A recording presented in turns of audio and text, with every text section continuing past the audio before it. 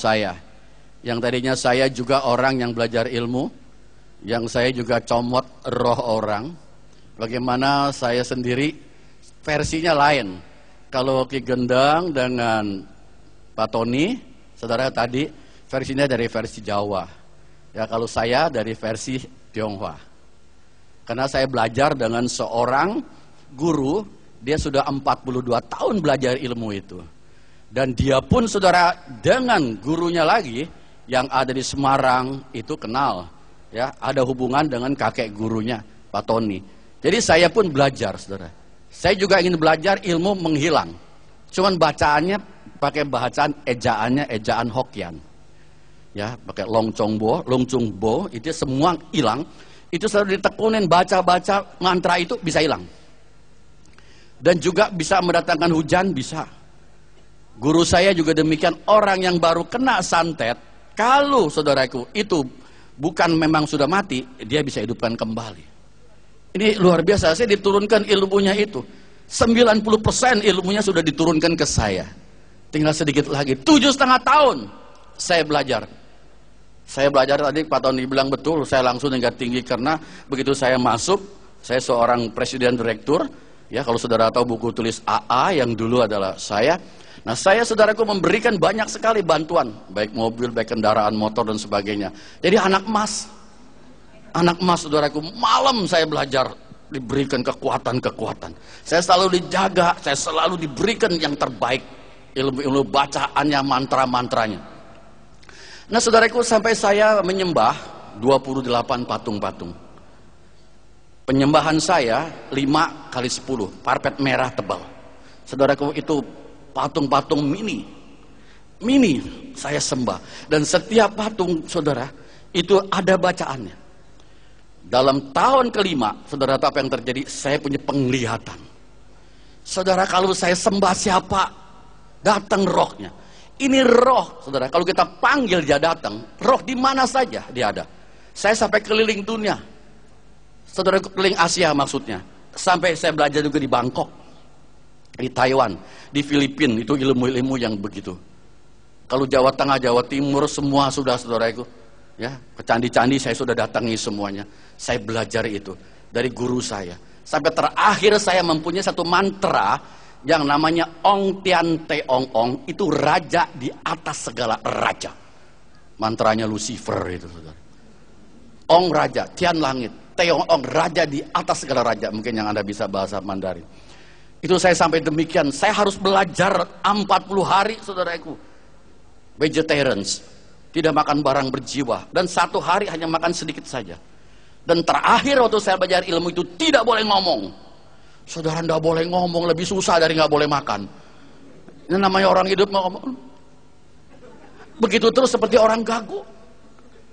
Saudaraku, begitu saya lulus, saudaraku, ini penglihatan luar biasa. Saya bisa melihat sampai orang ada berapa duit di bajunya itu, tanah saya tahu. Saudara, ilmu pelamar nasib itu bohong. Saudaraku, saya belajar. Guru saya mengajarkan lamar nasib orang nih, giniin caranya. Saudaraku, yang saya belajarin, saya bisa berbicara dengan roh orang lain. Bagaimana caranya, saudara? Karena manusia punya roh, binatang tidak punya roh. Jadi hanya manusia yang bisa. Orang datang kepada saya hanya memerlukan satu kertas. Dia datang pada saya ingin menanya, saya keluarkan rohnya. Siapa nama kamu? Saya tulis. Dia yang sedang itu, dia bilang, saya bilang diam dulu, diam. Ya, saya ingin berdoa. Padahal nggak berdoa. Saya baca mantra, saya cabut rohnya. Saya punya kekuasaan sampai di sana. Keluar. Siapa namamu? Ini, istri, anak, ayah, ibu, saudara semua. Setelah saya tulis, saya tahu nama you ini bukan semua. Kagetnya setengah mati, saudara. Kok bapak tahu ya? Bahkan saya nggak tahu, dia yang ngasih tahu. Nah ini, saudara, jadi saya tuh peramal nasib, saya ramalkan dia, itu semuanya bohong. Jadi saya cuma tahu karena dia yang beritahu rumahnya di mana. Setelah itu, saudaraku, saya angkat rohnya, saya ajak kemana, saudaraku. Itu kasetnya ada dijual di depan, saudara. Kalau ntar mau beli, saya juga kasih kepada Pak Ki Gendang sama Pak Tony, saudaraku. Jadi saya bisa tangkap rohnya. Rumahmu di mana? Pergi, saudaraku, sebentar. Karena di dunia roh tidak ada ruang dan waktu di dunia roh. Begitu saudaraku pergi, saya tinggal nonton.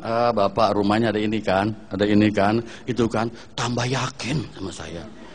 Wah saudara, kalau orang udah digituin, ini suhu hebat. Waduh saudaraku, luar biasa. Mereka percaya, mereka yakin apa yang saya katakan. Memang betul, saya nggak kenal dengan dia. Saudaraku, ilmu yang saya pelajari itu sebetulnya semua tipuan. Demikian pula peramal nasib. Saudaraku, saya belajar dari buku yang kata ada di tempat jual dupa-dupa, itu ada namanya tungsu itu saudaraku. Sebab saudara, saya melamar nasib orang, saya peramal itu tidak pakai mantra, tidak pakai dupa. Jadi orang percaya bahwa itu hanya pakai tulisan-tulisan gitu. Ya, saya hanya tahu hari apa lahir, bulan berapa, saudara, tanggal berapa, tahun berapa. Tahun hanya ada 12. Ya saudara, 1 tahun 12 bulan. Jadi satu bulan 31 hari yang ada. Ya, 1 minggu 7 hari. 1 hari 24 jam. Hitung saja dari situ, semua bisa saudara. Jadi karena dasar tidak pakai mantra, tidak memakai dupa, orang percaya dihitung. Saya bikin nasib orang. Kemudian waktu saya sudah bikin beberapa nasib orang, saya bingung sendiri. Saya tanya guru saya, Suhu, kalau orang yang di kapal terbang, itu kapal terbang yang meleduk, rame-rame 200 orang mati, apakah hari lahirnya sama, sialnya sama? Guru saya bilang, dia juga nggak tahu. Pokoknya begitu aja, ikutin yang udah dipelajari. Kamu banyak nanya-nanya, bukan bernanya, saya juga bingung. Saudara, apa hari sialnya semua sama? Orang dari negara-negara lain, dia juga nggak tahu, saya juga bingung saudara. Apalagi kalau orang Tionghoa saudaraku, pindahin kuburan, paling takut. Saya pernah, karena saya saudaraku tidak cari uang dulu, saudaraku, saya ada satu ibu mengatakan kuburan suaminya mau dipindahin. Saya baca di bukunya, waduh celaka ini ibu. Anaknya 8, lelaki 6, perempuan 2. Saudara, saya katakan, ibu anaknya harus datang. Saya sudah lihat kuburannya harus datang. Kenapa Pak? Ini ada yang sial nanti anaknya. Dipanggil saudaraku, datang dari luar negeri, datang semua. Kalau perkara nanti bakal sial, takut semuanya, heran. Datang saudaraku, nggak mau sial. Kalau ada yang sial nanti pada mati keluarganya nggak beres, jangan salahin saya. Datang saudaraku.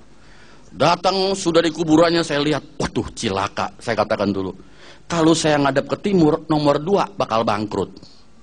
Anak yang nomor 2 tinggalnya saudaraku di Kanada, dia bakal bangkrut habis-habisan.